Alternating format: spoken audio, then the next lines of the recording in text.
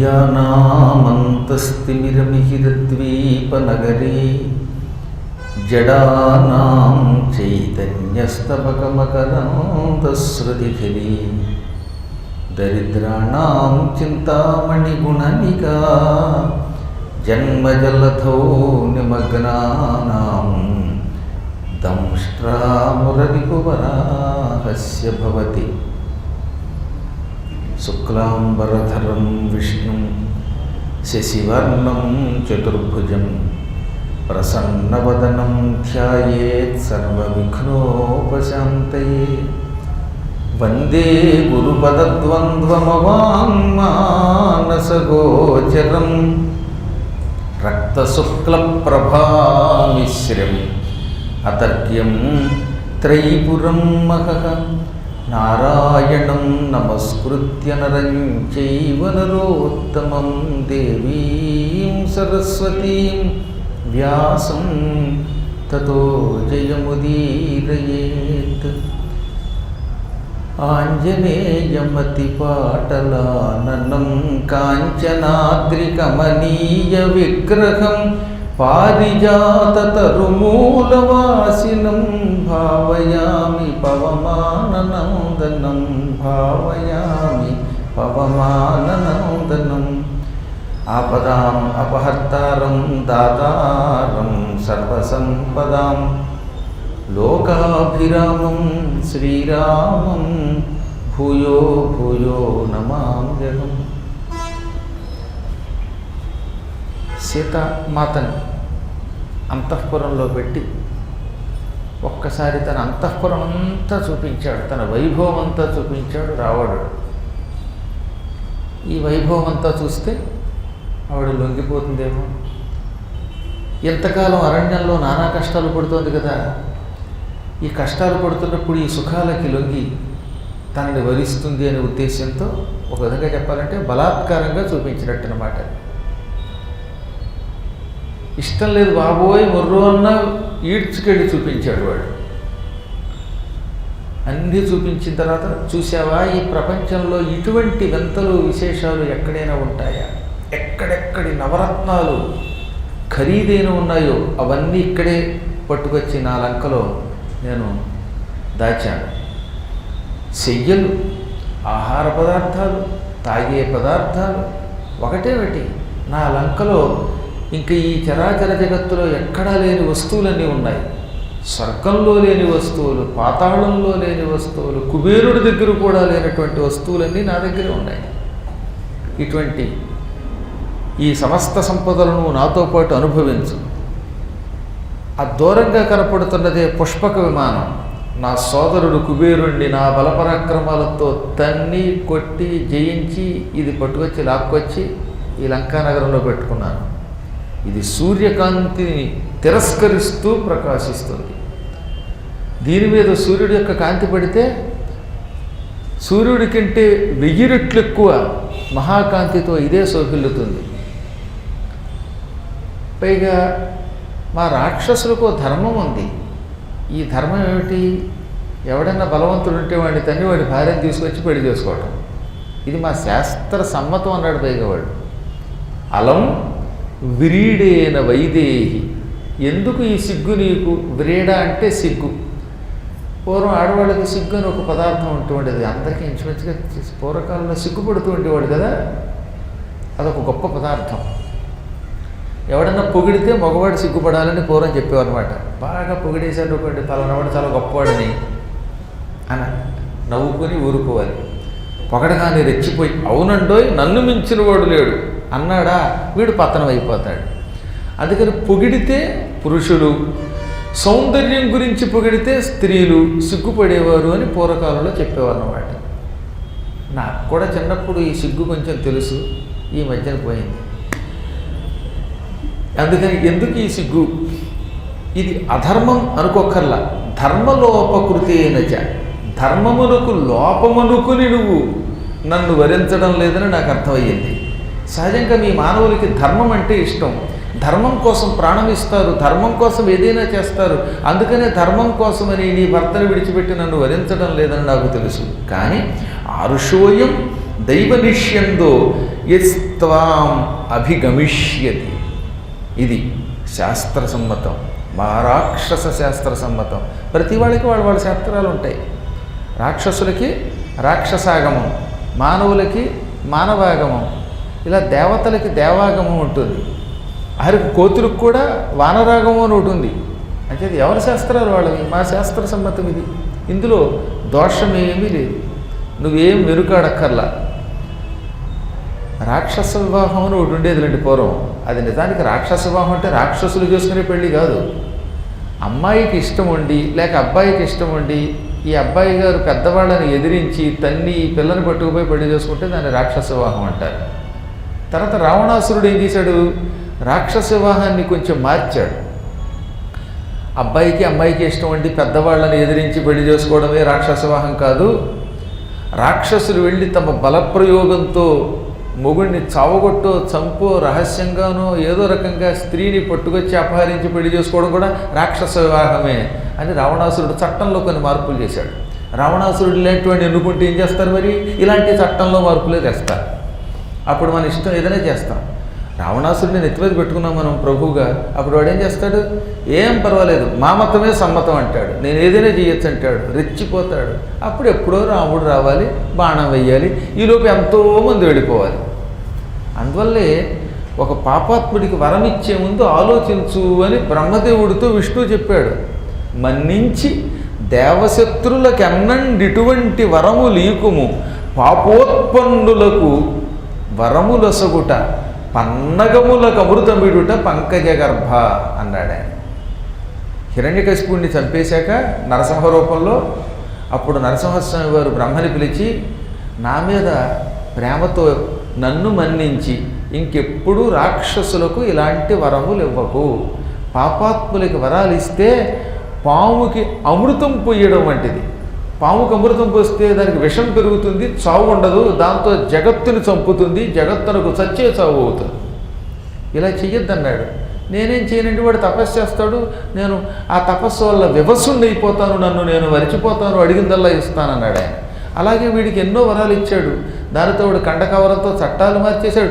ఏకంగా దేవాలయాల వ్యవస్థనే మార్చేస్తే వాడు ఇంకేమిటి, నా రాజ్యంలో ఎక్కడ హరినామస్మరణం జరగకూడదు అన్నాడు వాడు. అంతే.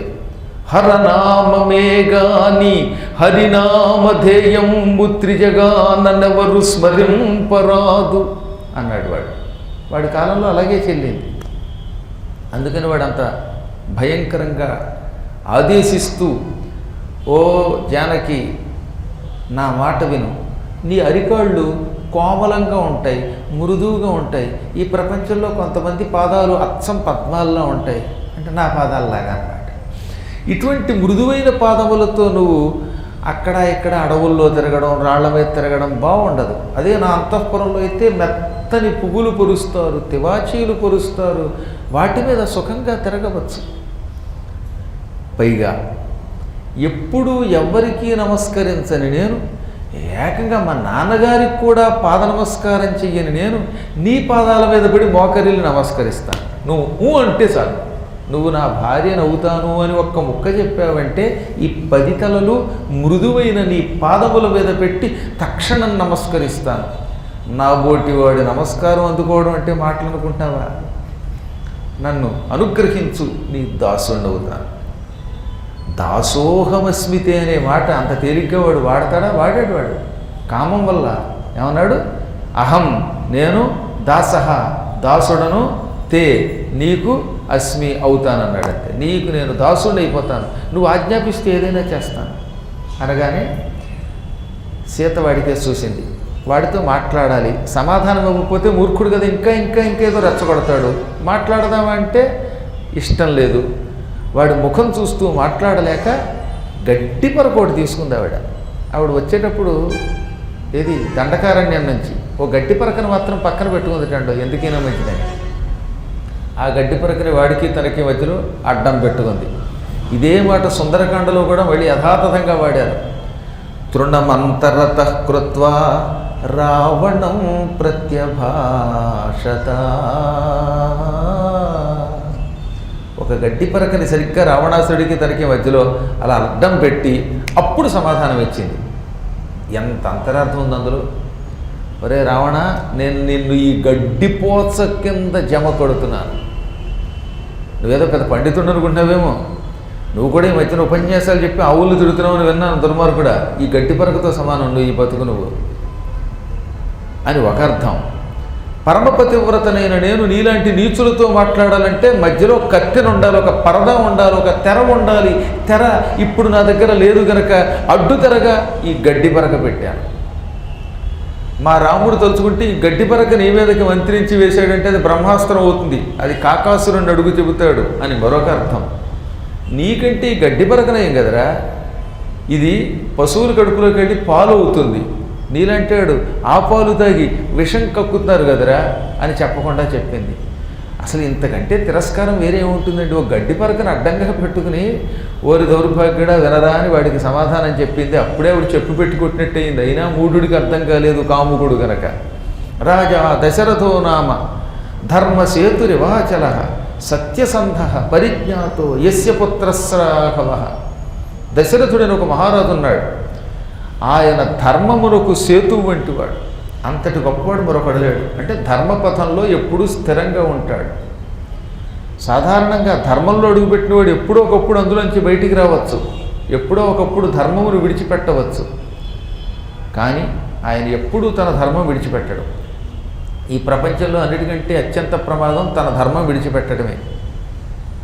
ఈ మధ్యన వాళ్ళు ఎవరో అసలు హిందువులు మతమే కాదు, హిందూ ధర్మమే కాదు, అదేదో విచిత్రంగా మాట్లాడతారు హిందూ ధర్మం అని. అసలు హిందూ ధర్మం అంటే ఏమిటి? తన ధర్మం విడిచిపెట్టకుండా ఉండడమే హిందూ ధర్మం అంటే. శ్రేయాన్ స్వధర్మో విగుణ పరధర్మాత్స్యనుష్ఠితాత్ స్వధర్మే నిధనం శ్రేయ పరధర్మో భయావహ. నీ ధర్మము ఎంత ఇబ్బంది కలిగించేదైనా, ఒకవేళ అందులో మంచితనం లేకపోయినా, గుణములు లేకపోయినా, శ్రేష్టమైన నీ ధర్మం నీదే. నువ్వు అందులో పుట్టావు, ఆ ధర్మాన్ని అవలంబించు. నువ్వు హిందూగా పుట్టావు, చచ్చేదాకా హిందువులో ఉండు. నువ్వు పుట్టింది అక్కడ పుట్టావు కదా, నీ తల్లికి పుట్టావు కదా, నీ తల్లి హిందువే కదా, నీ తండ్రి హిందువే కదా, నువ్వు అందులో పుట్టావు కదా, యావజ్జీవితం అలా బతకన దౌర్భాగ్య. ఇవాళంటే ఈ మధ్యలో ఈ దరిద్ర పదాలు అన్యమతాలు వచ్చాయి. కానీ ఈ దేశం ఎప్పుడు హైందవ సంప్రదాయం, వైదిక సంప్రదాయంతో కూడినటువంటిది. ఇది ఎటువంటిదైనా దీన్ని అనుష్ఠించు. ఎట్టి పరిస్థితుల్లోనూ పరధర్మము అనుష్ఠించద్దు. స్వధర్మే నిధనం శ్రేయ. నీ ధర్మంలో నువ్వు చచ్చినా పర్వాలేదు. ఎందుకంటే ఇంకా కృష్ణుడు ఏం చెప్పాడండి? నీ ధర్మంలో నువ్వు చావు, తిండి లేకపోతే చావు పర్వాలేదు, అడుక్కుని బతుకు, ఇంకేదన్నా పని చేసి బతుకు. పరధర్మో భయావహ. పరధర్మం ఎప్పుడూ ప్రమాదకరమే. పరధర్మంలోకి అడుగు పెడితే నీ ధర్మంలోనూ నీకు దారులు మూసుకుపోతాయి. కాబట్టి నువ్వు ఈ స్వర్గ నరకాదుల వంటి వాటికి వెళ్ళవు. ఆ పరధర్మంలో ఉన్నటువంటి లోకాలు నిన్ను రానివ్వవు. ఈ రెండింటికి మధ్యలో ప్రేతమై, పిశాచమై, దిక్కు లేక, నీళ్లు లేక అల్లాడి గడ్డి గరిచి చస్తావు అని చెప్పారు. కాబట్టి అన్యమతాలతో మీరు వెళ్ళక్కర్లా. ఏంటి మనకేం కర్మం అండి, శుభ్రంగా ఇన్ని ఉన్నాయి. అలాగని ఏ మతాన్ని వాడి తిట్టద్దు, ఏ ధర్మాన్ని తిట్టద్దని చెబుతున్నాడు. అలాగని నీ మతం మారద్దు అంటున్నాడు. అక్కడున్నది హైందవంలో గొప్పతనం. పరధర్మములు వాడికి ఇష్టమైంది దూషించడం మనకు అనవసరం. కానీ నీ ధర్మం ఎందుకు మారుతావు నువ్వు? తల్లిని తల్లి కాదని తిట్టి ఇంకో తల్లి దగ్గరికి వెళ్ళేవాడు ఎంత నీచుడు అవుతాడు. పెళ్ళాన్ని అన్యాయంగా అమ్మేసుకునే దుర్మార్గుడు ఎటువంటి వాడు అవుతాడో మరొక ధర్మంలోకి వెళ్ళినవాడు అటువంటి వాడు. అందుకనే ధర్మసేతురివాచల. ధర్మమును ఎప్పుడు స్థిరముగా విడిచిపెట్టకుండా పరిపాలిస్తాడు మహానుభావుడైన దశరథుడు. ఆయన సత్యసంధుడు.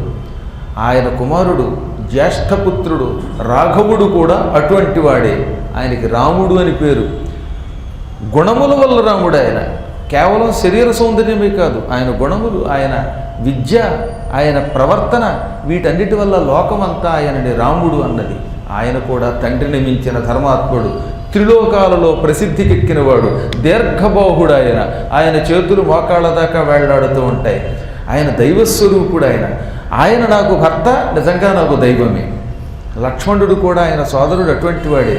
అటువంటి మహానుభావులు లేనప్పుడు నన్ను అపహరించి తీసుకొచ్చావు, నా కంట తడిపెట్టిస్తున్నావు, వాళ్ళని బాధపెడుతున్నావు, ఇది నీకు శ్రేయస్సు కాదు. మాలాంటి స్త్రీలు కళ్ళ వెంబడి నీళ్లు పెట్టుకుని ఏడిస్తే ఈ నీరు కార్చిచ్చయి, అగ్ని అయి, అడవిని తగలబెట్టేటటువంటి దావాగ్ని అయి నీ లంకా నగరాన్ని, నీ కులాన్ని మొత్తం దగ్ధం చేసి బూడిద చేసి పారవేస్తుంది.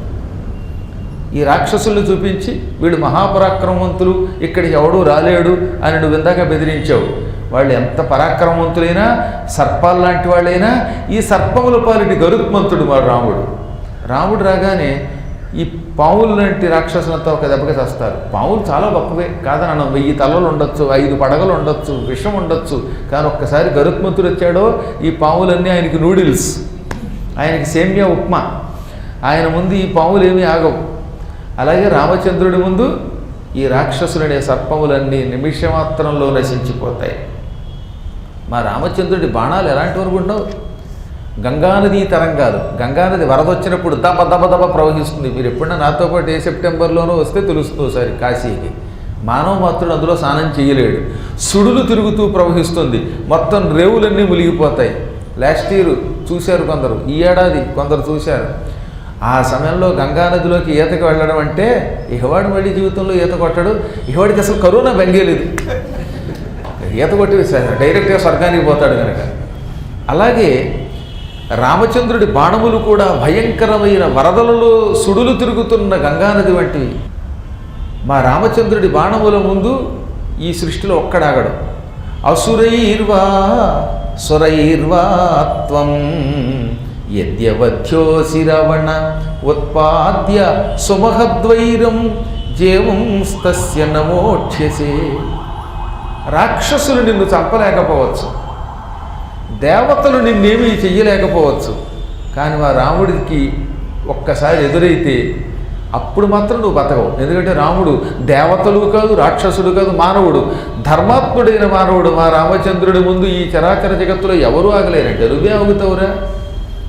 నువ్వు ఇప్పటికైనా బుద్ధి తెచ్చుకొని రాముడికి నన్ను అప్పగిస్తే భవిష్యత్తులో ఇంకా కొంతకాలం పాటు బతికుంటావు. మా రాముడు తలుచుకుంటే చంద్రుణ్ణి ఆకాశం నుంచి నేల మీద పారవేస్తాడు. ఈ నేల మీద ఉన్న వాళ్ళని చంద్రుడి చేస్తాడు. మహాసముద్రం దాటగలడు. పరసతిని అపహరించటం అనే ఒక మహాపాపం నువ్వు ఎప్పుడు చేసావో అప్పుడే నీ ఆయుష్ పోయినట్టే. గతాయుస్త్వం గతశ్రీకో గతసత్వో గతేంద్రియ. ఒక్కసారిగా ఇష్టం లేని ఒక పరస్త్రీని అపహరించి ఎవడన్నా తెచ్చాడంటే అప్పటి నుంచే ఆడికి ఆయువు నశిస్తుంది, సంపద నశిస్తుంది, బలం నశిస్తుంది, ఇంద్రియాలు నశిస్తాయి. మొత్తం లంకంతా వైధవ్య సంయుక్త, వైధవ్యం పొందుతుంది. రాజు భర్త అని శాస్త్రం. భారతదేశాన్ని ఒక ఆయన పరిపాలించాడు అనుకోండి. ఎప్పుడు ఆయన భారతదేశానికి ఆయన ఒక పతి, భూమిని పరిపాలిస్తే భూపతి అన్నారు. వీడు లంకాపతి. వీడు చచ్చిపోతే లంక ఏమవుతుంది? భర్త లేని విధవైపోతుంది. ఇక్కడున్న స్త్రీలందరూ వైధవ్యం పొందుతారు. నీ ఒక్కడి కారణము చేత ఇంత లంక నశించిపోతున్నది. విధి విలాసం వల్ల మానవులు అప్పుడప్పుడు ఆయువు నశించినప్పుడు చేయకూడని పనులు చేస్తారు. ఆయువు నశించిన వాడు మంచి బుద్ధుండి తెలివైన వాడు అయ్యుండి అన్నీ ఉండి కూడా ఆ పోయే కాలంలో బుర్ర పనిచేయక చేయకూడని పనులు చేస్తాడు. పోయే కాలం వచ్చిన వాడు ఏం చేస్తాడనమాట, హాయిగా ఇంట్లో కూర్చొని పడుకోక ఏ కార్పొరేట్ హాస్పిటల్కి కడతాడు కరోనా వచ్చిందని, ఇంటికి రాడు. అప్పటిదాకా ఇంట్లో కూర్చున్నవాడు హఠాత్తుగా రోడ్డు మీద కడతాడు, లారీ వచ్చి గుద్దేస్తుంది. ఇవన్నీ నిమిత్త మాత్రాలండి. నిజానికి పోయే కాలం వచ్చింది కాబట్టి ఆ పని చేస్తాను తప్ప ఇది మృత్యువు యొక్క లీల. నేను అందుకని ఒకప్పుడు నీలకంఠేశ్వర శతకంలో పద్యం రాశాను. ఆయుష్కాలము చెల్లినంతటనే, ఆయుష్కాలము చెల్లినంతటనే ఆయా వంకలన్ ప్రాణముల్ తీయును మృత్యువు దాని చేతలకును తిరుగున్నదే లేదు. యాతాయాతము జగమ్ము చాటెడిని సత్యం మిద్ది మృత్యుంజయ, సత్యం మిద్ది మృత్యుంజయ నీ ఆరాధన దక్క వేరుగతియున్నే నీలకంఠేశ్వర.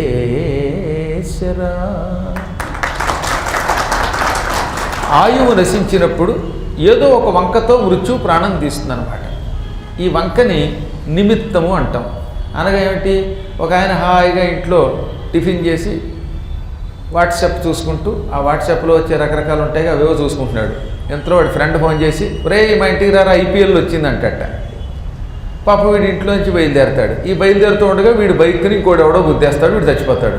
అప్పుడు అందరూ అయ్యో ఆ స్నేహితుడు ఫోన్ చేయకుండా ఉంటే బతికేవాడండి అని ఆ స్నేహితుడిని ఫోన్ని తిడతారు. స్నేహితుడు ఫోను ఏమీ చేయలే, వీడు పోయే కాలం ఆ పని చేయించింది. వాడిని బలాత్కారంగా ఇంట్లోంచి లాక్కొస్తాడనమాట మృత్యుదేవత. ఎప్పుడైనా అంతే, ప్రాణం పోయే ముందు మన ఆలోచన పెడత్రోవ పడుతుంది. అందుకే ఆ సమయం దాకా ఉన్న బుద్ధి మారిపోతుంది, వాడు బయటకు వస్తాడు. లేకపోతే ఒక్కొక్కటి చూడండి, మొన్న మధ్యన వాడు ఎవడో మేడ మీద ఉండి కర్రతోటి వర్షం వస్తున్నప్పుడు ఆ కరెంటు దగ్గర కొట్టాడు, వెంటనే షాక్ కొట్టి చచ్చిపోయాడు. అసలు అప్పటిదాకా వాళ్ళ ఇంట్లో కర్ర లేదట, ఆ పోటే వాళ్ళ కర్మగాలి ఓ ముసలాయన ఎవడో కర్ర పట్టుకొచ్చి ఇంట్లో పెట్టేళ్ళట. ఆ కర్ర పట్టుకురావడం ఏమిటి, కర్రతోటి తీగను కొట్టడం ఏమిటి, పైగా ఆ టైములో వర్షం రావడం ఏమిటి, వెంటనే చచ్చిపోయాడు.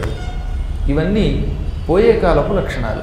నీకు కూడా పోయే కాలం వచ్చి ఏం చేసావు, ఎక్కడో హాయిగా మా భర్తతో పాటు కూర్చొని ఉన్న నన్ను నా భర్తని మరిదిని దూరంగా పంపించి అపహరించి తీసుకొచ్చావు అంటే ఇక నీకు పోయే కాలం దగ్గరకు వచ్చింది. నీ ముహూర్తం అంది ఆవిడ.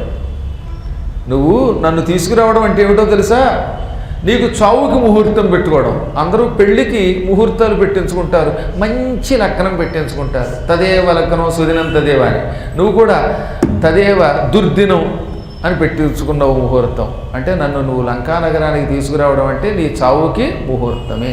స్వయంగా ఆవిడ ఏం చెప్పిందో తెలుసా, ఆత్మనో రాక్షసానాంచ వధాయ అంతఃపురస్య చ మాం ప్రదృశ్య సతే కాలహ ప్రాప్తోయం రాక్షసాధమా. నీ కాలం దాపురించింది, నీకు నీ రాక్షసులకి అంతఃపురంలో ఉన్న వాళ్ళకి మొత్తం లంకాపురవాసులకి పోయే కాలమునకు చావునకు మంచి ముహూర్తం పెట్టించుకున్నావు. ఏమిటా ముహూర్తం, నన్ను ఇక్కడికి తీసుకురావడమే. నేను అడుగు పెట్టాను, ఇక మీరంతా పోయినట్టే. నీ అంతఃపురంలో 3 అగ్నులు ఉన్నాయి, గార్హపత్యాగ్ని, ఆహవనీయాగ్ని. ఈ అగ్నులు 3 పక్కన పెట్టు. ఇప్పుడు నేను కొత్తగా వచ్చింది ప్రళయాగ్ని. సాధారణంగా ఇంట్లో ఆహవనీయము, గార్హపత్యము, ఈ నిత్యాగ్నిహోత్రాలు ఉంటాయే, ఈ అగ్నిహోత్రాలు అన్నిటికంటే కూడా అతి భయంకరమైన అగ్ని స్త్రీ, పరస్త్రీ. ఆవిడ నీకు ప్రళయాగ్ని అవుతుంది. అందులో దక్షిణాగ్నిని చల్లార్చచ్చు, ఆహవనీయాగ్ని ఏమీ చేయలేకపోవచ్చు, గార్హపత్యాగ్ని ఏమీ చేయలేకపోవచ్చు. కానీ పరస్త్రీ వ్యామోహం అనే భయంకరమైన అగ్ని సర్వనాశనం చేస్తుంది. ఇలా పలకగానే పళ్ళు పట్టపట్ట కొరికేశాడు, ఎక్కడలేరు కోపం వచ్చేసింది. కానీ ఏం చేయలేడు, వెర్రి వ్యామోహం ఉండడం వల్ల ఆవిడ్ని తిట్టలేడు, కొట్టలేడు, చంపలేడు, అలాగని తిట్లు తినలేడు. అందుకని ఓ మైథిలి, నేను నీకు 12 మాసాలు గడువు ఇస్తున్నాను. ఈ 12 మాసాలలో నీ మనస్సు మార్చుకొని నా భార్యవి కావాలి. లేదంటే సరిగ్గా 12వ మాసం ముగిసి మొగవుగానే, అది ఆ గడువు తీరగానే నిన్ను మా వంటింట్లోకి పంపించేస్తాను. మాకు పెద్ద వంటిల్లు ఉంది. ఆ మహానస గృహంలో మా మహానసుడు ఒకడున్నాడు, అధ్యక్షుడు. మహానస అంటే నస అంటే ఈ నసగా సుమా, సంస్కృతంలో మహానస అంటే వంట, మహానస గృహం అంటే వంటిల్లు, కిచెన్. మళ్ళీ మామూలు కిచెన్ కాదు అది, నీలాంటి వాళ్ళని చికెన్ కింద కొట్టే కిచెన్ అది. మాకు మానవ మాంసం ఇష్టం, అందులో లేత లేతగా ఉన్న ఆడమాంసం అంటే మరీ ఇష్టం. కాబట్టి నువ్వు నా భార్య అయ్యావా సుఖిస్తావు, లేదా మా వంటవాడు నిన్ను ముక్కలు ముక్కల కింద కొట్టి చక్కగా దానితో వంట చేసి నాకు మసాలా వేసి మరీ పెడతాడు, నేను శుభ్రంగా తింటాను. నీ మాంసం నాకు ఎక్కువ సరిపోదుగా, అందుకలా ప్రాతరాశార్థం బ్రేక్ఫాస్ట్గా తీసుకుంటాను. టిఫిన్ నాకు చాలు, పొద్దుటిపూట తినే ఆహారంగా నువ్వు సరిపోతావు. నాకు ముక్కలు ముక్కలు చేసి మరేసి తినేస్తాను అన్నాడు వాడు. నాకు ఎప్పుడు ఇదే నవ్వు అనమాట. పోనీ ఏ మధ్యాహ్నం భోజనం లంచ్ అనలా, డిన్నర్ అనలేదు వాడు, ప్రాతరాశార్థం బ్రేక్ఫాస్ట్గా తింటానన్నాడు. 2 కారణాలు అనుకోండి. సరిగ్గా సంవత్సరం గడిచిన తర్వాత మళ్ళీ మర్నాడు ఉదయం అవుతుందిగా, చేత ఉదయం పూటే చంపాలి తప్ప సాయంత్రం దాకా చంపకుండా ఆపడం వాడికి ఇష్టం లేదనమాట. మరొక కారణం, ఎంత గింజుకు తిన్నా సీతాదేవి వాడి పంటికి ఓ ముక్క, అందువల్ల ప్రాతరాశార్థం అన్నట్ట. వాడు ప్రాతరాశార్థం కాదు, వాడి శ్రాద్ధం అది. ఒక్క ముక్కలో చెప్పాలంటే వాడు అందుకు తెచ్చుకున్నాడు. అందువల్ల చాలాసార్లు వాడు ప్రాతరాశార్థం అన్నప్పుడల్లా అనలేం, కానీ రావణుడు కాబట్టి ఆ మాట అనొచ్చు, తప్పు లేదు, అదేం అసభ్యమైన మాట కాదు. ఒరే ప్రాతరాశార్థం ఏమిటో నీ శ్రాద్ధం, ఆవిడ తెచ్చుకున్నావు, ఆ రోజే నీ బతుకైపోయింది అని మనం చెప్పకుండానే చెప్పొచ్చు అన్నమాట. ఈ విధంగా వాడు పలికి వెంటనే రాక్షస స్త్రీలను పిలిచాడు. ఈమెను తీసుకుని తక్షణం అశోకవనానికి వెళ్ళండి. పరమ పవిత్రమైన అశోకవనంలో మంచి చెట్టు కింద ఏకాంతమైనటువంటి వృక్షం కింద కూర్చోబెట్టండి. ఈమె అహంకారం అంతటినీ తొలగించండి అని దప్ప దప్ప దప్ప నేల బద్దలు కొట్టుకుంటూ అంత వేగంగా అక్కడి నుంచి వెళ్ళాడు. అశోకవనంలోకి తీసుకెళ్ళేటటువంటి స్త్రీలు మళ్ళీ సుకుమారిణులు అవ్వకూడదు. అశోకవనికా మధ్యే మైథిలీ నీయతాం ఇయం తత్రేయం రక్ష్యతాంగోఢం యుష్మాభిపరివారిత. అశోకవనం సరిగ్గా మధ్యలో ఈమెను కూర్చోబెట్టండి. అక్కడ ఒక పెద్ద చెట్టు ఉంది, సింసుపవృక్షం, దాని కింద కూర్చోబెట్టండి. దాని చుట్టూతో కొంచెం ఖాళీ ఎక్కువ ఉంటుంది, మీరు అక్కడ కూర్చోండి. మీరు భయంకరాకారం కలిగిన రాక్షస స్త్రీలంతా కాపలా కాయండి, అనుక్షణం బెదిరించండి, భయపెట్టండి, బతిమాలండి, ఏమి చేస్తారో తెలియదు, ఆవిడ మనస్సు మాత్రం మార్చండి అని వారందరినీ పంపించాడు. ఈవిడ ఆ క్షణం వరకు ఈ అంతఃపురంలో రావణాంతఃపురంలో ఉన్నది కాస్త అక్కడి నుంచి అశోకవనానికి తరలించబడి ఓ చెట్టు కింద కూర్చుని భర్తను తలుచుకుంటూ దుఃఖించడం మొదలుపెట్టింది. రావణాసురుని అంతఃపురం ఉన్న ప్రాంతం నుంచి అశోకవనం వరకు ఉన్న ఆ లంకలో ఉన్న ప్రాంతం కటిక చలితో ఉంటుంది. చాలా భయంకరమైన చలి అండి అది. అశోకవనంలో రావణాసురుడు సీతని పెట్టడం వరకు అతల పెద్ద ప్రణాళికే ఉంది. ఎందుకంటే అశోకవనం గచ్చ గచ్చ గచ్చ వణికించే చలి అది. ఆ చలి ప్రాంతంలో మానవ మాత్రుడు ఉండలేడు. నాతో పాటు వచ్చినటువంటి వాళ్ళు కొందరు చూశారు, ఆ ప్రాంతంలో ఎప్పుడూ చలిగానే ఉంటుంది. మనకి ఊటీ కొడైకెనాలను మించిపోయిన చలి, బదరీ కేదారు ఇంచుమించుగా అంత కాదు కానీ అంత చలి ఉంటుంది. అక్కడ చెట్టు కింద కూర్చున్నప్పుడు ఏమైపోతుంది, ఈవిడ తట్టుకోలేకపోతుంది. తట్టుకోలేక బాబోయ్ ఈ చలిలో ఉండడం కష్టం, అంతఃపురానికి తీసుకుపో రావణ అంటుందేమో, అప్పుడు ఆవిడ లోపరుచుకుందాం అనుకుని అక్కడ పెట్టాడు వాడు. కానీ ఆ తల్లి జగన్మాత మహాశక్తి కలిగినది కాబట్టి ఆవిడ ఈ కుతంత్రాలకి లొంగలేదన్నమాట. నిజంగా లంక చాలా అత్యద్భుతమైన స్థలం అండి అది. రావణాసురుడి పరిపాలన పక్కన పెడితే విభీషణుడు దాన్ని ధర్మబద్ధంగా తర్వాత పరిపాలించాడు. అంతఃపురం కుబేరుడు పరిపాలించాడు. అంతఃపురం దేవతలదది. పులస్తుడు యొక్క వంశస్థులు చాలామంది అక్కడ కొంతకాలం పరిపాలన చేశారు.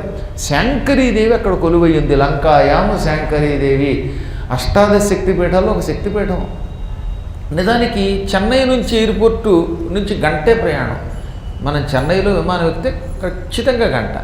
అదే మనం హైదరాబాద్ ఎయిర్పోర్ట్ నుంచి బయలుదేరితే 2 గంటలు.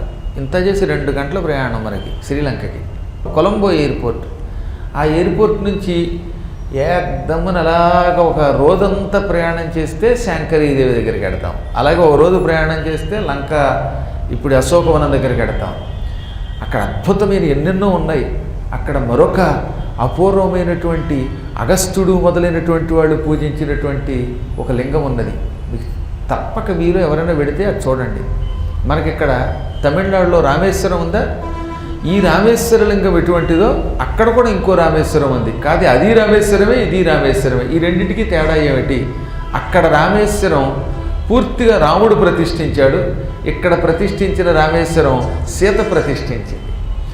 రామ అంటే సీత, రామ అంటే రాముడు, రామ ఈశ్వర రామేశ్వర, రామ ఈశ్వర రామేశ్వర. అందుకే ఆ రామేశ్వరం ఈ రామేశ్వరం రెండూ చూడాలి అని మన పురాణాల్లో స్కాంద పురాణం చెబుతున్నది. అవన్నీ చూడాలి. అక్కడే శరభేశ్వరుడు అనే పేరుతోటి మహానుభావుడు వీరభద్రుడు ఒక అవతారం ఎత్తాడు. 8 కాళ్ళు పెద్ద రెక్కలతో ఉన్న శరభేశ్వరుడు అనమాట. ఆ శరభేశ్వరుడు నరసింహమూర్తిని ఎత్తుకుపోతున్న విగ్రహం కూడా అక్కడ ఆ మునీశ్వరాలయంలో కనపడుతుంది. అబ్బో ఇవన్నీ వర్ణిస్తే ఇప్పుడే వెళ్ళి మనం అక్కడ కూర్చోవాలనిపిస్తుంది. ఆ ప్రాంతంలో చల్లని ప్రాంతంలో అశోకవనంలో కూర్చొని రామనామస్మరణం చేసుకుంటుంది. సీత లంకలో ప్రవేశించగానే బ్రహ్మదేవుడు దేవేంద్రుడికే చూశాడు. దేవేంద్రుడు సంతోషపడిపోతున్నాడు. అందరూ దుఃఖిస్తున్నారు కానీ ఇంద్రుడికి సంతోషం, బ్రహ్మగారికి సంతోషం అని ఎందుకు చెప్పాను మీకు అంటే, సీత వచ్చిందంటేనే వాడు చస్తాడు. అప్పటి వరకు వాడి రాత వేరు, సీత వచ్చాక వాడి రాత మారిపోయింది, వాడి గీత మారిపోయింది. కాకపోతే ఇప్పుడు సీత రక్షణ ఒకటి ఉన్నది వాళ్ళ దగ్గర కర్తవ్యం. సీత ఎంత పతివ్రత అయినా ఆవిడిప్పుడు మానవ స్త్రీగా ఉన్నది. సాక్షాత్తు ఆదిలక్ష్మి అయినా మానవ స్త్రీగా ఉన్నప్పుడు ఆహారం తీసుకోకుండా ఏడాది పాటు బతకూడదు, బ్రతకడం కష్టం. పైగా ఈ సంవత్సర కాలము కృషించిపోయి ఆవిడ ఏదన్నా ఆహారం లేక ఒకవేళ ఏ కారణం చేతనే దుర్మార్గుడైన రావణాసుడు పంపిన ఆహారం తింటే ఆవిడ చరిత్రకి అది కళంకం అయిపోతుంది. అందుకని బ్రహ్మదేవుడు దేవేంద్రుడిని పిలిచాడు. దేవరాజా, సీతాదేవిని అపహరించి తీసుకుపోయి లంకలో పెట్టిన విషయం నువ్వు చూసావు కదా, నువ్వు ఆమె దగ్గరికి వెళ్ళి ఒక ఉపకారం చెయ్యాలి. సందేహం లేదు, సీత లంకకి వెళ్ళడంతో రాక్షసులకి వినాశనం తప్పదు, రాక్షస వినాశనం, త్రిలోకాలకు ఉపకారం తప్పదు. కానీ ఈలోపు ఆ జానకీమాతని రక్షించుకోవలసిన కర్తవ్యం మన మీద ఉన్నది. ఆవిడ పుట్టి ఎరిగిన తర్వాత ఇటువంటి రాక్షసుల లంకని చూడలేదు, భయంకర స్త్రీలను చూడలేదు. భర్త దగ్గర కందమూలాలు తింటూ హాయిగా అడవిలో ఆయన చేస్తున్న సేవలు, మరిది గారు లక్ష్మణుడు చేస్తున్న సేవలు స్వీకరించింది. ఒక విధంగా అంతఃపురంలో ఉన్నట్టే అడవిలో కూడా సుఖంగా ఉంది. ఇప్పుడు ఇక్కడ తిండి లేక, పరాయి పురుషుడి యొక్క తిండి తినక, కేవలం రామనామస్మరణతోటే బతకాలనుకుంటుంది ఆవిడ. కాబట్టి ఆవిడని మనం రక్షించాలి, ఆవిడ ప్రాణాలతో మిగలాలి. నువ్వు వెంటనే దివ్య పాయసం, అమృతం వంటి పాయసం పట్టుకెళ్ళి ఆమెకు ప్రసాదించు. ఇది నా ఆజ్ఞ. ఆమెకు ఆ పాయసం ఇస్తే అది ఆవిడ తాగితే ఈ సంవత్సర కాలం ఆవిడకి ఆకలి ఉండదు, దాహం ఉండదు, హాయిగా రాముడిని తలుచుకుంటూ అక్కడ ఉంటుంది. అప్పుడు రావణుడి యొక్క కుయుక్తులు పనిచేయవు. ఇదిగో నిద్రాదేవిని నీతో పంపుతున్నాను. ఈ నిద్ర వెళ్ళి మొత్తం లంకలో ఉన్న వాళ్ళందరినీ కాసేపు పట్టుకుంటుంది. దాంతో వాళ్ళు గాఢంగా నిద్రపోతారు. అప్పుడు నువ్వు రహస్యంగా ఈ పని చెయ్యనగానే నిద్రాదేవిని వెంట పెట్టుకొని ఇంద్రుడు లంకా నగరానికి వెళ్ళాడు. మొత్తం అందరూ నిద్రమత్తులో మునిగిపోయారు నిద్రా ప్రభావం వల్ల. నిద్రాదేవి సామాన్యురాలటండి, ఎప్పుడూ మధ్యాహ్నం పూట నిద్రపోకూడదు అనుకున్నవాడిని కూడా పట్టుకుంటుంది. టప్పును వాడు నిద్రపోతాడు. ఈ మాయిదారు నిద్రాదేవి వాళ్ళు వీళ్ళది కాదు, అందరినీ పట్టుకుంటుంది. అప్పుడప్పుడు ఉపన్యాసంలో ఉన్నవాళ్ళు కూడా వెనకాల ఎక్కడో కూర్చున్నవాడిని పట్టుకుంటూ ఉంటుంది. వాడు అప్పుడు ఇలా ఇలా అంటాడనమాట. ఈ నిద్రాదేవి నుంచి బయటపడడం అంటే అంత తేలికేం కాదు. రాముడి యొక్క ముద్ర మన మీద ఉంటే అప్పుడు మనకి నిద్ర దూరం అవుతుంది. ఈ నిద్ర అందరినీ ముంచెత్తింది. అప్పుడు దేవేంద్రుడు అశోకవనం దగ్గర ఉన్న సీతాదేవి దగ్గరికి వెళ్ళి భక్తితో నమస్కరించి, అమ్మా నేను ఇంద్రుణ్ణి, నీకోసం ఈ అమృతం తెచ్చాననగానే ఆవిడ ఎగాదిగా చూసింది. నేను నిన్ను విశ్వసించడం ఎలాగా అంది. ఇదివరకు శరభంగుడి యొక్క ఆశ్రమం దగ్గర పైన ఉన్నప్పుడు ఇంద్రుడు చూసింది ఆవిడ. కానీ ఇప్పుడు రావణుడి మాయను కూడా చూడడం వల్ల ఒకవేళ రావణాసురుడే వచ్చాడేమో, దుర్మార్గుడి వంకతోటి ఇంకేదన్నా ఏ మత్తు మందు ఇస్తున్నాడేమో, వశీకరణమైన మంత్రాలు కొన్ని ఉంటాయి, కొన్ని మందులు, ఈ మందు ఇస్తున్నాడేమో అని అనగానే అప్పుడు ఆయన తన దివ్య చిహ్నం ప్రకటించాడు. పాదములు నేల మీద తాకలేదు. రావణాసురుడు ఎంత గింజుకున్నా వాడి పాదాలు నేల మీదకి తాగుతాయి, కానీ ఈయన పాదాలు నేలకి తగలలేదు. పైగా ఆయన బంగారు వన్నెలో ఉన్నాడు. ఆయన వస్త్రముల మీద ధూళి లేదు. ఎంతటి కపటి అయినా, అంటే రాక్షసులు మాయతోటి కపటులై రాక్షసులు కాస్త దేవతల వేషం వేసుకున్నారు అనుకుందాం కాసేపు. రావణాసురుడు సన్యాసి వేషం వేసుకున్నాడా లేదా? అలాగే ఇప్పుడు ఇంద్రుడి వేషం వేసుకున్నాడు. వేసుకోగానే మొట్టమొదట వాడు రాక్షసుడా లేక ఇంద్రుడా అని ఎలా తెలుస్తుంది? వాడి బట్టలు చూడాలట. బట్టల మీద అంతో ఎంతో ధూళి ఉంటుంది మానవులమైన మనకి. ఆ ధూళి సీత లాంటి వాళ్ళు కనిపెట్టగలరు. స్త్రీలకి సహజంగా బట్టలకి మట్టి ఉందో లేదో తెలిసిపోతుంటే మిగతా వాళ్ళకంటే, అక్కడ ఎక్స్పర్ట్స్ వాళ్ళు. అందువల్ల ఏంటంటే సీత ముందు ఈ ఇంద్రుడు కట్టుకున్న బట్టలు చూసింది, దాని మీద ధూళి లేదు. దేవతలు ఎంత తిరిగినా ఈ భూలోకంలో ఉన్న దుమ్ము బట్టల మీద పడదు, పడినా అతుక్కోదు. వాళ్ళ బట్టలు అంత గొప్పవి. ఇప్పుడు నేను ఉన్నాను, ఈ లాల్చీకి ఇక్కడ ఇంత పసుపు అంటుకుంది. అదే ఇంద్రుడి బట్టకి మీరు పసుపు పెడితే పసుపు అంటుకోదు, ఏది అంటుకోదు. మీరు నీళ్లు చుక్కలు పోస్తే నీళ్లు చుక్కలు దాన్ని అంటుకోవు, నేల మీద పడిపోతాయి. అందువల్ల దేవతల బట్టలు చూడాలన్నమాట. మీరు ఈసారి మీ ఇంట్లో కూర్చున్నట్టుగా ఎవరైనా వచ్చి నేనే ఇంద్రుని అంటే ఎగాదిగా చూడండి. అప్పుడు వాడి బట్టల మీద మట్టి ఉందో లేదో చూడండి. అది కూడా తెలియలేదు అనుకోండి, అప్పుడు వాటర్ బాటిల్లో కాసి నీళ్లు తీసుకుని వాడి మీద చల్లండి. ఈ నీళ్లు వాడి బట్టల మీద పడి బట్టలు తడిసాయంటే నువ్వు ఇంద్రుడు వెంటనే దొంగ పేరుగా అనండి, నువ్వు కపటివి అనండి. అలా కాకుండా ఈ నీళ్లు వాడి మీద పడి మళ్ళీ కింద పడిపోతే బట్టల మీద, అప్పుడు గ్యారంటీగా అవతల వాడి ఇంద్రుడో చంద్రుడో మొత్తం మీద దేవత అన్నమాట. కాళ్ళు నేలకి ఆనవు, బట్టల మీద ధూళి ఉండదు, శరీరము నుంచి వాసన రాదు, దుర్వాసన, సెంటు వాసన కూడా రాదు. విచిత్రమైన దేవలోకపు పరిమళం వస్తుంది దేవతల దగ్గర నుంచి. మన దగ్గర గట్టిగా ఒక గంట స్నానం చేయకపోతే చెమట కంపు వస్తుంది. ఒకవేళ ఈ దరిద్రపు వాసన రాకుండా ఉండాలి, కంపు రాకుండా ఉండాలంటే దానికి వాళ్ళు ఏం చేస్తారన్నమాట, పడుచు వాళ్ళైనా ముసలి వాళ్ళైనా రకరకాల సెంట్లు రాసుకుంటూ ఉంటారు. కొంతమంది మధ్యన చక్కగా గోమూత్రంతో తయారు చేసే సెంటు కూడా రాసుకుంటున్నారు సువాసన రావడానికి. ఏదో సువాసన రావాలి. ఈ సువాసనలు కాకుండా ఒక దివ్య పరిమళం, పారిజాత పరిమళం దేవలోకపు వాళ్ళ దగ్గర ఉంటుందన్నమాట. అటువంటి పరిమళం అతని దగ్గర ఉంది కనుక కనిపెట్టి ఇతడు ఇంద్రుడే అనుకున్నది. అప్పుడు ఇంద్రుడు దివ్యమైన పాయసం ఆవిడ చేతిలో పెట్టాడు. పెట్టి, అమ్మా ఈ పాయసం నువ్వు తాగితే ఇంక నీకు ఈ రావణుని వల్ల వచ్చే బాధలు ఏవి అంటవు. అనగా రావణుడు అన్నం తినమంటే తినవలసిన అవసరం ఉండదు, నీళ్లు తాగవలసిన అవసరం ఉండదు, సంవత్సర కాలం పాటు నువ్వు ఇక్కడ ఉండవలసి వస్తుంది. ఆ సంవత్సర కాలం ఈ అమృతం నిన్ను కాపాడుతుందనగానే భక్తితో తీసుకుని ఆమె సేకరించింది.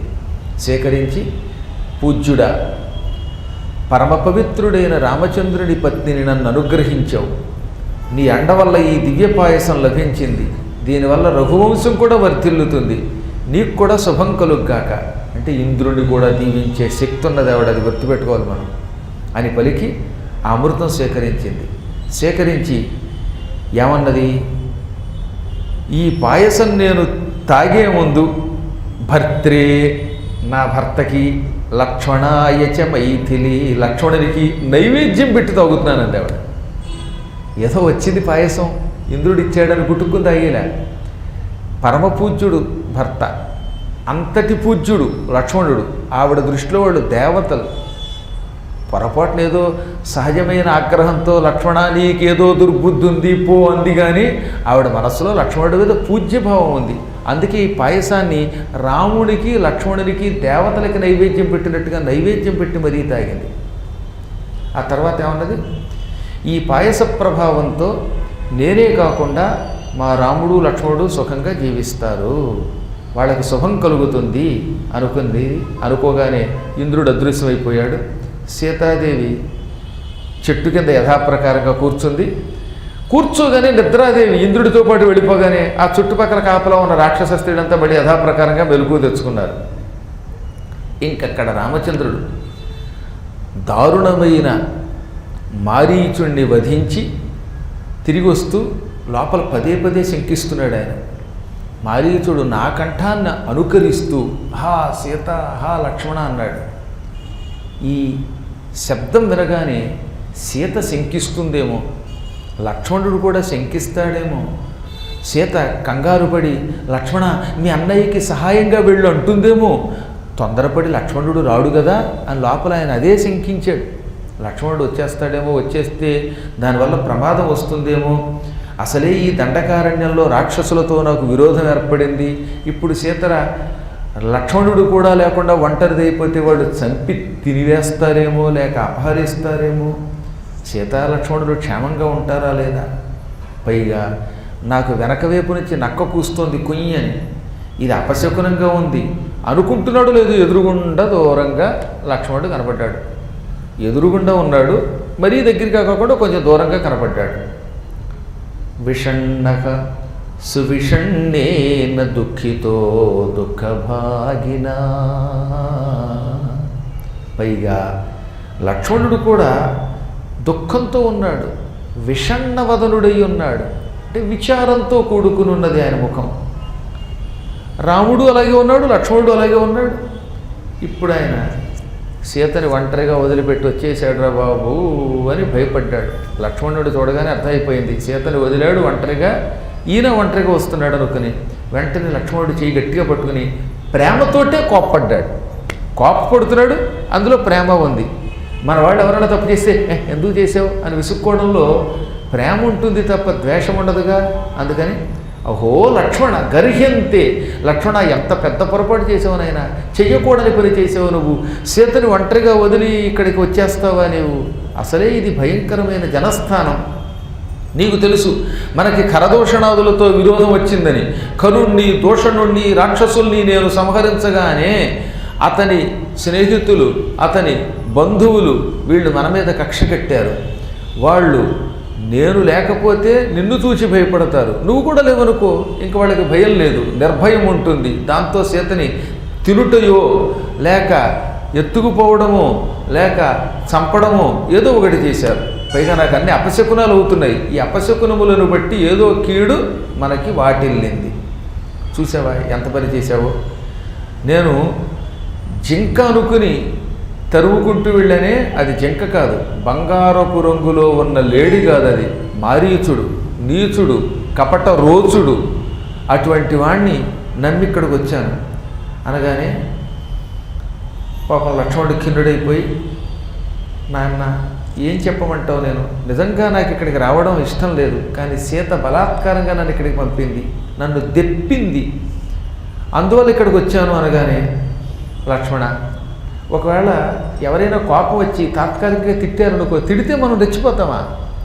ఒక్కొక్కప్పుడు స్త్రీలు తొందరపాటులో భర్త మీద ఉన్న ప్రేమతో ఇలా నింద వెయ్యవచ్చుగాక. అలా నింద వేస్తే నీ బుద్ధి ఏమైపోయింది? నీ రక్షణలో ఉన్నంత వరకు సీతాదేవికి ప్రమాదం రాదు అని నేను నమ్మాను. అందుకేగా నేను అక్కడ పెట్టాను. ఆయన అన్న మాట ఏమిటో తెలుసా? యదా సా తవ విశ్వాసాత్ వనే విరహితామయ త్వం ఆగతోపాస్య మైథిలీం. నీవు కాపలా కాస్తూ ఉన్నంత వరకు సీతని వాయువు కూడా స్పృశించలేడు. నీవు ఉంటే ఆమెకి ఏ గండం రాదు. ఆ నమ్మకంతో నిన్ను సీత దగ్గర అట్టే పెట్టి నేను ఒంటరిగా బయలుదేరాను. నువ్వేమో ఆమెను విడిచిపెట్టి వచ్చావు. నా నమ్మకం అంతా ఇప్పుడు బొమ్మైపోయింది కదా. నిన్ను చూడగానే నాకు అదే భయంగా ఉన్నది. నీవు లేక నేను లేక ఒంటరిగా ఉంటే సీత ఆమెకి గండం వచ్చే ఉంటుంది అన్నప్పటికీ పాపం సౌమిత్రి 2 కారణములతో దుఃఖించట. ఒకటి, సీతేమో అనరాని మాటలంది, నీవు దుర్బుద్ధివి అంది, నా మీద వ్యామోహంతో ఉన్నావు అన్నది. ఆ మాటలే ఆయన గుండెని చీల్చేయి. నిజం చెప్పాలంటే అప్పుడే సగం చచ్చిపోయాడు ఆయన. ఇప్పుడు రాముడు నువ్వు ఎంత పెద్ద పొరపాటు చేసావన్నాడు. అందువల్ల ఏం చేశాట? భూయో దుఃఖ సమావిష్ట, మళ్ళీ దుఃఖం పెరిగిపోయింది. ఇంతకు పూర్వం సీతాదేవి అన్న మాటలకే బాగా కదలిపోతున్న హృదయం మరింత కదిలిపోయింది. దుఃఖం మళ్ళీ తన్నుకొని వచ్చింది. అందుకని ఆయన అలాగే దుఃఖిస్తూనే రాముడితో ఇలా అన్నాడు, అన్నా నా అంతట నేను ఇక్కడికి రాలేదు, అంటే బుద్ధిపూర్వకంగా రాలేదు నేను. నీవు ఇక్కడికి వచ్చిన కాసేపటికి నీవు జింక వెంట వెళ్ళి దాన్ని అన్వేషిస్తూ పోయిన కొంతసేపటికి హా సీత, హా లక్ష్మణ అనే మాటలు పదే పదే వినపడ్డాయి. పైగా పరిత్రాహి, రక్షించు అనే మాటలు వినపడ్డాయి. అది వినగానే సీతాదేవి భయపడింది. నువ్వు మీ అన్నగారికి సహాయంగా వెళ్ళు అన్నది. నేను అప్పటికి స్పష్టంగా చెప్పాను, ఏమని? అమ్మా, రాముడి నోటి నుంచి రక్షించు అనే పదం రాదు. ఆయన రక్షిస్తాడు తప్ప రక్షించమని ఎవరిని అడగడు. అడిగే కర్మయోగం ఆయనకి లేదని చెప్పాను. ఎవడో ఒక దుర్మార్గుడు రాముని కంఠమును అనుకరిస్తున్నాడు అని చెప్పాను. అది రాముడి స్వరం కాదని చెప్పాను. పైగా జాతో వా జాయమనో వా సంయుగేయ పరాజయేతు రాఘవం రణే. రాముణ్ణి యుద్ధంలో జయించేవాడు ఎంతో పూర్వం పుట్టలేదు, భవిష్యత్తులో పుట్టడు అని చెప్పాను నేను. అయినా వినిపించుకోలేదా? ఇంద్రాది దేవతలు కూడా రాముణ్ణి ఏమీ చేయలేరు అన్నాను, అయినా వినిపించుకోలేదు. ఇంత ధైర్యం చెప్పినా భ్రాంతికి లోనయ్యింది. నువ్వు భరతుడితో కలిసి కుట్ర పన్నావు. భరతుడు నిన్ను కావాలనే ఇక్కడికి పంపాడు. రాముడిని చంపి రమ్మని నీతో చెప్పుంటాడు. రాముడి చావు కోసం ఎదురు చూడమని ఉంటాడు. అందుకే నువ్వు ఈ పని చేస్తున్నావు. నువ్వు రాముడు చచ్చిపోయిన తర్వాత నన్ను లోపరుచుకోవాలనుకుంటున్నావు, లేదా భరతుడికి రాజ్యం స్థిరపరచాలనుకుంటున్నావు అన్నది. ఇంకా మాటలు విన్నాక నేనేం చేయను అనగానే, సౌమ్య, రాముడి సంబోధన ఇది. అంటే నువ్వు సౌమ్యుడివి. ఒకవేళ ఆవిడ ఏదన్నా అంటే నీ సౌమ్యత్వం ఏమైంది? సీత అందనుకుందాం, తిట్టరాని తిట్లే తిట్టింది. అయితే నువ్వేమైపోయావు? పాపం రాముడు ఎక్కువ ఏం అనలేడు లక్ష్మణుడి మీద ప్రేమ వల్ల. అందుకే సింపుల్గా నువ్వు సౌమ్యుడివి, అబ్రవీ దుష్కృతం సౌమ్య అన్నాడు. అంతే. సౌమ్యుడు అవతలవాడు ఏమన్నా పట్టించుకోడు. నువ్వు తొందరపడి విడిచిపెట్టి వచ్చావు. అయ్యయ్యో, సీత క్రోధంతో పలికిన పలుకులకు నువ్వు కూడా క్రుద్ధుడివై ఆమెను వదిలి వస్తే ఇంకా తర్వాత ఆవిడికి రక్షణ ఎవరుంటారు అని మహావేగంగా నడవడం మొదలుపెట్టాడు. దానివల్ల ఆయనకి శరీరంలో చెమట్లు పట్టాయి, స్పందించింది శరీరం, గుండె ఉధృతంగా కొట్టుకున్నది. దారి పొడుగుతా రకరకాల చెట్లు ఉన్నాయి. ఆ చెట్ల మీద తుమ్మెదలు ఎంతో పూర్వం బాగా ఝంకారం చేసేవి. వాటి ఝంకారం గానంలో ఉండేది. అదేమిటో ఇప్పుడు అవన్నీ ఏడుస్తున్నట్టుగా రొద చేస్తున్నాయి. ఒక మాట ఉందిలేండి, తుమ్మెదలు నిజంగా కొంత ఝంకారం తగ్గించుకుని రొద చేయొచ్చు కాక ఇప్పుడు రాముడి మనస్సు ఆందోళనతో ఉండడం వల్ల తుమ్మెదల యొక్క పాట కూడా ఏడుపు కింద వినపడుతుంది. దారి పొడుగుతా కనిపించే ప్రతి దృశ్యము ఆయనకి అపశకునంలాగా తోస్తున్నది. పైగా ఆశ్రమం దగ్గరకు వచ్చే ముందు ఆశ్రమం దగ్గర ఆసనములు చెల్లాచెదరై ఉన్నాయి. చర్మములు, జంక చర్మములు అటు ఇటు అయిపోయాయి. ఈ ఆశ్రమం దగ్గరికి రాగానే ఆయనకు అనుమానం వచ్చింది. చూచావా, ఈ ఆశ్రమం అల్లకల్లోలంగా కనపడుతున్నది. ఆ పాత్రలు మట్టి పాత్రలు, చర్మములు, పుష్పములు, కందమూలాలు ఇవన్నీ తల్లకిందులుగా కనపడుతున్నాయి. ఎవరో అటు ఇటు పరిగెత్తి వాటిని కింద పారవేసినట్టు తొక్కినట్టుగా కనపడుతున్నాయి. ఆమె నా మీద ప్రేమతో కంగారులో కింద పారేసిందా ఈ వస్తువులు, లేక ఎవరికంటా పడకుండా ఉండడానికి పారిపోతూ నేల మీద పారవేసిందా, లేక స్నానం కోసం సరస్సుకి వెళ్ళిందా, లేక గోదావరి నదికి వెళ్ళిందా? ఇలా అనుకుంటూ సీత సీత అని అరిచాడు. మారేడు చెట్టు దగ్గరకు వచ్చాడు. మారేడు చెట్ట, సీత నీ దగ్గరకు వచ్చిందా? సీతకి నీ ఆకులంటే ఇష్టం. చిగురుటాకులు, మారేడాకులతోటి ఆవిడ అప్పుడప్పుడు జడలు అల్లుకుంటూ ఉంటుంది. ఇప్పుడు జడలు అల్లుకోవడానికి నీ దగ్గరకు వచ్చిందా? ఉంటే చెప్పు. ఓ కకుభ వృక్షమా అంటే మద్ది చెట్టుల్లో ఏరు మద్ది అని ఉంటుంది. దానికి పువ్వులు ఉండవు, కాయలు వచ్చేస్తాయి. కానీ ఇప్పుడు సీత వచ్చాక పువ్వులు కూడా రావడం మొదలెట్టాయట. విచిత్రంగా పువ్వులు లేని చెట్లకు కూడా పువ్వులు వచ్చాయి. 2 చెట్లు అండి. అందులో కకుభ వృక్షం అంటే ఏరుమద్ది. ఏరుమద్దికి ఎప్పుడు కూడా పువ్వులు ఉండవు, డైరెక్ట్ కాయలు వస్తాయి. ఇంకా అశోక వృక్షం, దానికి మాత్రం పువ్వులు వస్తాయి. సీతాదేవి అశోకవనంలో కూర్చున్నప్పటి నుంచి అశోక వృక్షాలకు పువ్వులు పోయాయి. అందుకే ఇప్పుడు మీరు చూడండి, అశోక వృక్షాలకు పువ్వులు కనపడకపోరలా. సీతాదేవి యొక్క దుఃఖం తట్టుకోలేక అశోకం పుష్పించడం మానేసింది. ఏరుమద్ది చెట్టు సీత కూర్చోవడం వల్ల పంచవటిలో పువ్వులు లేని చెట్టు పువ్వులు ఇవ్వడం మొదలెట్టింది. ఇది పుష్పించింది, అది పుష్పించింది కాస్త పుష్పించడం మానేసింది. అంటే సీతాదేవి ప్రసన్నంగా ఉంటే పువ్వులు లేని చెట్టుకు పువ్వులు వస్తాయి. ఆవిడ దుఃఖిస్తే పువ్వులతో ఉన్నటువంటి చెట్లు కూడా పువ్వులు పూయడం మానేస్తాయి. అది సీత యొక్క ప్రభావం అని రామాయణం మనకి అద్భుతంగా వివరించింది. ఇంకా తిలక వృక్షం, తిలకం అంటే ఎర్రగోరింట. ఓ తిలకమా, ఓ ఎర్రగోరింట, సీతాదేవి చక్కగా నిన్ను పెంచి నీ ఆకుల్ని కోసి రుబ్బి చేతులకి పెట్టుకుని ఎర్రని చేతులతో కనపడేది. ఇప్పుడు ఆ సీత ఎక్కడన్నా నీ దగ్గరకు వచ్చిందా అని చెట్టుని అడిగాడు. అశోక శోకాపనుద శోకోపగత చేతసం త్వన్నామానం కురుక్షప్రం ప్రియా సందర్శనే నమాం. ఓ అశోక వృక్షమా, నువ్వు అందరికీ శోకం తొలగిస్తావు. అంటే నీ చెట్టు కింద కూర్చున్నవాడు ఆనందం పొందుతాడు. అందుకే నిన్ను అశోకం అన్నారు. ఇప్పుడు నా శోకం తొలగించి సీత ఎక్కడుందో చెప్పంటాడు. గన్నేరు చెట్టు అని కొంతమంది తెలియక ఇందులో అనువాదాల్లో అలా రాశారు. అందుకని ఇక్కడ ఈ విషయం మాత్రం చెప్పాలి. కర్ణికార ప్రియ సాధ్వి. కర్ణికారము అంటే గన్నేరు చెట్టు కాదు, కొండగోగు. అనేక కావ్యములు చదవాలి, అందుకే అనువాదాలు చేసేవాడు. ఒక్కొక్కప్పుడు గొప్ప గొప్ప సంస్థలు కూడా చిన్న చితగా పొరపాటు చేస్తాయి. దానికి కారణం వాళ్ళది కాదు, అనువాదకుల్లో లోపం. కర్ణికారము అంటే కొండగోగు. కర్ణికారద్యుతి గండభాగంబున గడలు కొనగా. కొండగోగు పువ్వులు చెవులకి పెట్టుకునేవాట కృష్ణుడు. అలాగే కొండగోగు పువ్వులు అంటే శివుడికి చాలా ఇష్టం కాబట్టే కొండగోగుంపూల కొండవర్ధనముల శశిమౌళి లాంఛన అర్ధనుడి పూజ చేశాడని శ్రీనాథుడు రాస్తాడు. కానీ ఎందుకో ఒకళ్ళిద్దరు రామాయణం అనువాదం చేస్తున్నప్పుడు కర్ణికారము అంటే గన్నేరు పువ్వులు అని రాశారు. గన్నేరు పువ్వులు మాట వరసకు కూడా స్త్రీలు ధరించరు, కొండగోగు పువ్వులే ధరిస్తారు. అసలు ఏ డిక్షనరీలోనూ కూడా నేను చెప్పే సూర్యరాయాంధ్ర నిఘంటువు లాంటి ప్రామాణికమైన డిక్షనరీల్లో కర్ణికారము అంటే కొండగోగు పువ్వు అని ఉంటుంది తప్ప గన్నేరు పువ్వు అని ఉండదు.